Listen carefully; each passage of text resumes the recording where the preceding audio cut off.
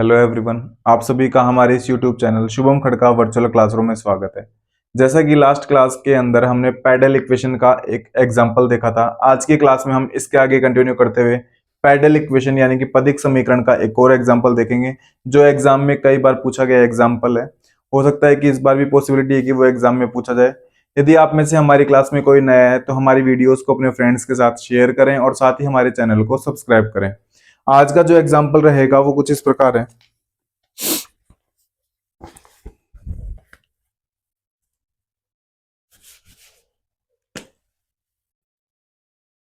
Example, find the find the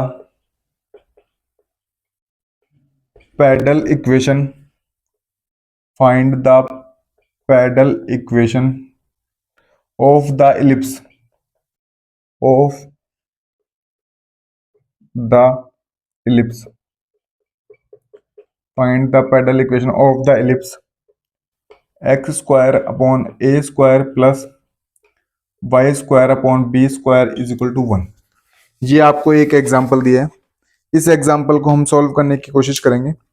ये example ऐसे बोलता है कि आपको एक दीर्घवृत्त दिया हुआ है, इलिप्स यानी क्या दिया हुआ है, दीर्घवृत्त, और उस दीर्घवृत्त की समीकरण है ये। इसकी हमें पैडल इक्वेशन क्या करनी है, फाइंड करनी है। क्या फाइंड करनी है, पैडल इक्वेशन फाइंड करनी है, यानी कि पदिक समीकरण क्या करनी है, फाइंड करनी है। जो पैडल इक्वेशन हुआ करती है वो एक रिलेशन होता है किस किस के बीच में, पी और आर के बीच में। पैडल इक्वेशन की डेफिनेशन हम पहले वीडियोस में बता चुके हैं, अगर किसी को वो नहीं पता है तो प्लेलिस्ट के अंदर जाके पहले वीडियो देखे पैडल इक्वेशन की डेफिनेशन की। तो पैडल इक्वेशन एक पी और आर में रिलेशन होता है, ऐसी इक्वेशन में फाइंड करनी होती है। ये टाइप 2 है। टाइप फर्स्ट के अंदर हमने देखा था कि जो आपकी कर्व की इक्वेशन हुआ करती थी ना, वो आर और किस में होती थी, थीटा में होती थी। और हम इस रिलेशन का यूज करते हुए 1/p² is equal to 1/r² plus 1/r⁴ dr d theta का होल स्क्वायर, इस रिलेशन का यूज करते हुए आसानी से पैडल इक्वेशन क्या कर लिया करते थे, फाइंड कर लिया करते थे। ये टाइप 2 है। हालांकि इसका भी एक एग्जांपल हम पहले कर चुके हैं। टाइप 2 के अंदर क्या होता है, जो कर्व दिया हुआ रहता है ना, उस कर्व की इक्वेशन एक्स और किस में रहती है, वाई में रहती है। अब हमें इसकी पैडल इक्वेशन फाइंड करनी है। पैडल इक्वेशन फाइंड करने के लिए हम कर्व के ऊपर एक पॉइंट पी लेते हैं।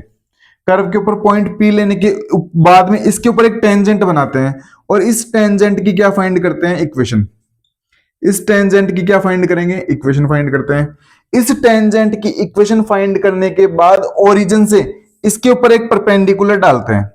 ओरिजिन से इसके ऊपर क्या डालते हैं, एक परपेंडिकुलर, और उस परपेंडिकुलर की क्या फाइंड करते हैं, लेंथ फाइंड करते हैं। दो चीजें फाइंड करते हैं, एक तो टेंजेंट की इक्वेशन फाइंड करते हैं और एक क्या फाइंड करते हैं, परपेंडिकुलर की लेंथ। और इन दोनों का यूज करते हुए क्या फाइंड करेंगे, पैडल इक्वेशन फाइंड करेंगे। अब चलते हैं आगे की तरफ, solution. The given curve is the given curve is x² upon a² plus y² is equal to 1। Equation number 1। यहां तक सबको समझ में आता है। कोई भी कर्व दिया, ले लिया, इस कर्व के ऊपर हमें एक पॉइंट P लेना होता है। Let a point P on the curve whose coordinate is. अब ये जो P पॉइंट होता है ना, अगर हमारा नॉर्मल कर्व होता तो उस P पॉइंट के कोऑर्डिनेट लिए जाते x, y लिए जाते। लेकिन ध्यान रखना, इलिप्स के ऊपर या दीर्घवृत्त के ऊपर आप कोई पॉइंट लेते हैं और उस पॉइंट के अगर आपको कोऑर्डिनेट लेने हो तो ध्यान रखना हमेशा कोऑर्डिनेट लिए जाते हैं a cos theta, b sin theta. ये बात आपको ध्यान ही रखनी होगी। इलिप्स के ऊपर आपको कोई पॉइंट P लेना हो और उसके अगर कोऑर्डिनेट लेने हो तो कितने लेते हैं, a cos theta, b sin theta. अब इस P पॉइंट के ऊपर से हमें एक टेंजेंट लाइन क्या करवानी होगी, पास करवानी होगी, और उसकी क्या फाइंड करनी होगी, equation. Now the equation of tangent, now the equation of tangent which passes through the point P। तो कौन से पॉइंट से पास हो रही है? P पॉइंट से पास हो रही है, और इसकी हमें क्या फाइंड करनी होगी? इक्वेशन फाइंड करनी होगी। तो देखो कैसे फाइंड करोगे।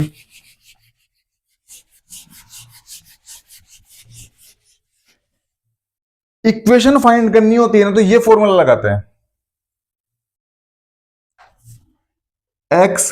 x1 upon A square plus y1 upon b square is equal to 1। ये फॉर्मूले का क्या करते हैं यूज? ये किसका है? फॉर्मूला है टेंजेंट का। तो x की जगह तो x1 की जगह इस बार कितना है? a cos theta. x1 की जगह कितना रख दोगे? a cos theta upon A square plus y1 की जगह कितना रख दोगे? b sin theta upon b square is equal to 1। क्या इसको ऐसे लिखा जा सकता है? x cos theta upon a plus y sin theta upon b is equal to 1। क्या इसको ऐसे लिखा जा सकता है? x b cos theta plus y a sin theta is equal to a b. और क्या इसको ऐसे लिखा जा सकता है क्या? ठीक है, ऐसा भी ठीक है। इक्वेशन नंबर 2, ये हमारे पास क्या आ गई? टेंजेंट की इक्वेशन आ गई। इस टेंजेंट की क्या आ गई? इक्वेशन। अब क्या करेंगे? मूल बिंदु से या फिर ओरिजिन से इसके ऊपर एक परपेंडिकुलर डालेंगे। किसके ऊपर? टेंजेंट के ऊपर एक डालेंगे परपेंडिकुलर। उस परपेंडिकुलर की लेंथ मानेंगे स्मॉल पी, और इस स्मॉल पी की क्या फाइंड करेंगे? लेंथ। तो लिख देते हैं,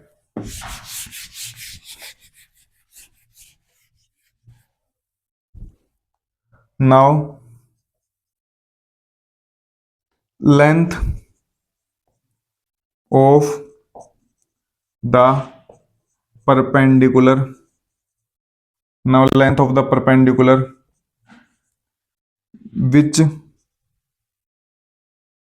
drawn from origin to tangent। तो हम एक परपेंडिकुलर डाल रहे हैं ओरिजिन से, कहां पे? टेंजेंट के ऊपर। इस टेंजेंट के ऊपर ओरिजिन से डाल रहे हैं, और उसकी क्या फाइंड कर रहे हैं? लेंथ। उसकी लेंथ को क्या बोलोगे? Small P. क्या बोलोगे? ये पी पॉइंट है जो हमने कर्व के ऊपर लिया है, ये लेंथ है पी। ओरिजिन से डाल रहे हैं तो एक्स की जगह 0, वाई की जगह 0, तो ऊपर तो कितना बचेगा? A b. ऊपर तो कितना बचेगा? ए बी बचेगा, upon square root of x के मल्टीप्लीकेशन में जो भी रहेगा, तो बी कोस थीटा का b square cos square theta plus y के स्क्वायर में जो भी रहेगा a square sine square theta. यहां तक की कहानी सबको समझ में आती है। ये लेंथ ऑफ क्या हो गई? परपेंडिकुलर। क्या इसको ऐसे लिखा जा सकता है? 1 अपॉन पी स्क्वायर, ऊपर कर दो इसको, स्क्वायर कर रहे हैं तो B square cos square theta plus ए square sine square theta upon ए स्क्वायर पी स्क्वायर। और ये आपकी बन गई इक्वेशन नंबर 3। क्या पी और आर में कोई रिलेशन नजर आ रहा है क्या? अभी तक तो पी और आर में कोई भी रिलेशन नजर नहीं आ रहा, और जब तक पी और आर में हमें रिलेशन नजर नहीं आएगा मतलब हमें पैडल इक्वेशन नहीं मिलेगी। क्योंकि पैडल इक्वेशन क्या बोलती है? पी और आर में रिलेशन। तो अभी तक तो हमने एक काम किया, जो हमें कर्व दिया होता है ना, कार्टेशियन कर्व, उसकी हमने टेंजेंट की इक्वेशन फाइंड की, वो तो दे रही है, टेंजेंट की इक्वेशन तो ये रही। फिर हमने इस टेंजेंट के ऊपर ओरिजिन से जो परपेंडिकुलर डाला ना, उसकी लेंथ रही ये। लेकिन अभी तक हमें पी और आर में रिलेशन फाइंड नहीं दिखाई दे रहा, मतलब अभी तक हमारी पैडल इक्वेशन नहीं आई। तो एक काम करते हैं, इसको हटा दें।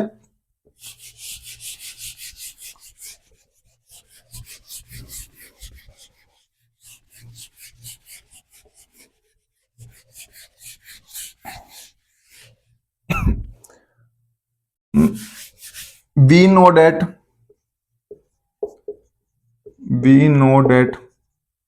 क्या आप ये जानते हैं क्या? R square is equal to x square plus y square.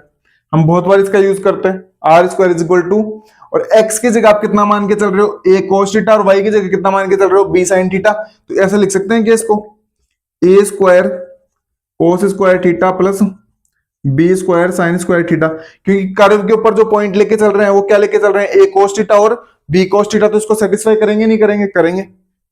क्या इसको ऐसे लिखा जा सकता है, कोस स्क्वायर थीटा को क्या 1 माइनस साइन स्क्वायर थीटा लिखा जा सकता है, प्लस बी स्क्वायर, क्या इसको 1 माइनस कोस स्क्वायर थीटा लिखा जा सकता है क्या, लिखा जा सकता है। अगर इसको आप थोड़ा सा और सॉल्व करने की कोशिश करते हो तो कितना आएगा, ये इससे मल्टीप्लाई होकर ए स्क्वायर बनाएगा, ये इससे मल्टीप्लाई होकर कितना बनाएगा बी स्क्वायर, ये बनाएगा a square sine square theta, ये बनाएगा minus b square cos square theta. क्या इसको ऐसे लिखा जा सकता है क्या,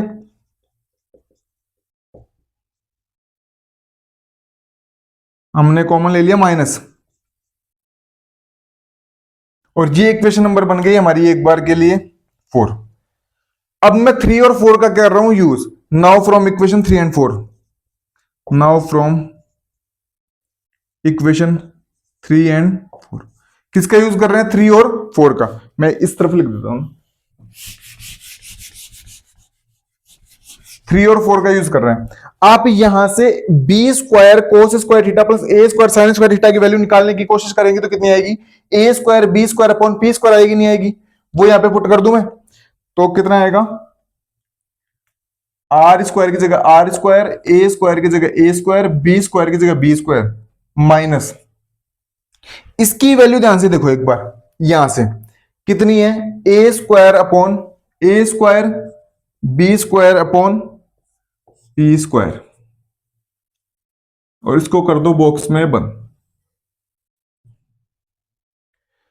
ये देख लो यहां से ये यही तो आएगी, अगर इससे आप निकालने की कोशिश करोगे तो यही तो आएगी, b square cos square theta plus A square sine square theta is equal to a square B square upon P square तो आएगा, ये तो वैल्यू पुट किए यहां पे। इक्वेशन नंबर 5 को एक बार आप ध्यान से देखें, क्या इक्वेशन नंबर 5 मेरी पी और आर में रिलेशन है क्या, इसमें पी भी है और इसमें आर भी है, पी और आर में रिलेशन है, तो मैंने पहले ही कहा था जो इक्वेशन पी और आर में रिलेशन दिखाती है वो क्या बनाती है, पैडल इक्वेशन बनाती है, उसको क्या बोलते हैं, पदिक समीकरण। तो क्या ये हमारी पदिक समीकरण की इक्वेशन है क्या, बिल्कुल, ये हमारी किसकी इक्वेशन है, पदिक समीकरण की। और बुक वाले ने पूछा भी क्या था, पैडल इक्वेशन फाइंड करो, तो हमने क्या फाइंड कर दी, पैडल इक्वेशन फाइंड कर दी। इस प्रकार से ये एग्जांपल यहाँ पे क्या होता है, फिनिश होता है। मैं एक बार शुरू से बता देता हूं हमने क्या किया। सबसे पहले तो आप ये देखेंगे पैडल इक्वेशन होती क्या है। तो पैडल इक्वेशन एक ऐसा रिलेशन होता है जो स्मॉल पी और आर के बीच में होता है। बात आती है कि स्मॉल पी क्या होता है, तो स्मॉल पी तो ओरिजिन से टेंजेंट के ऊपर जो परपेंडिकुलर डाला जाता है ना, उसकी लेंथ होती है। बात रही आर क्या होता है, तो ओरिजिन से जो पॉइंट पी लिया जाता है ना किसी भी कर्व के ऊपर, उसके बीच की लेंथ रहती है, पोलर लेंथ रहती है, उसको क्या बोलते हैं आर। इनके बीच में जो रिलेशन रहता है वो पैडल इक्वेशन कहलाता है। अब बात आती है कि दो टाइप के क्वेश्चन दिए हुए हैं आपकी बुक्स के अंदर, एक तो आपका कर्व दिया रहे आर और थीटा में, तो उसके भी हमने दो एग्जांपल देखे कि आर और थीटा में कर्व रहता है तो किस प्रकार से पैडल इक्वेशन फाइंड की जाती है। एक टाइप है कि कर्व दिया हो एक्स और वाई में, यानी कि कार्टेशियन कोऑर्डिनेट्स में दिया हो, तो उसकी पैडल इक्वेशन कैसे फाइंड करते हैं। इनकी पैडल इक्वेशन फाइंड करना थोड़ा सा मुश्किल होता है। इसके लिए पहले हमें टेंजेंट फाइंड करनी पड़ती है। टेंजेंट फाइंड करने के बाद हमें एक परपेंडिकुलर ड्रॉ करना पड़ता है और उस परपेंडिकुलर की लेंथ फाइंड करनी पड़ती है, और उसके बाद कैसे भी एलिमिनेट करते हुए पी और आर में क्या लाना पड़ता है, एक रिलेशन लाना पड़ता है, और वो रिलेशन ही हमारे क्या कहलाता है, पैडल इक्वेशन कहलाता है। मैं उम्मीद करता हूं कि पैडल इक्वेशन का ये एग्जांपल आपको समझ में आया होगा। हम नेक्स्ट क्लास के अंदर पैडल इक्वेशन का एक और एग्जांपल देखेंगे जो हमारी तरफ से लास्ट एग्जांपल होगा। इसके बाद भी यदि किसी एग्जांपल में आपको, किसी क्वेश्चन में आपको डाउट आता है तो कमेंट बॉक्स में आप हमसे पूछ सकते हैं।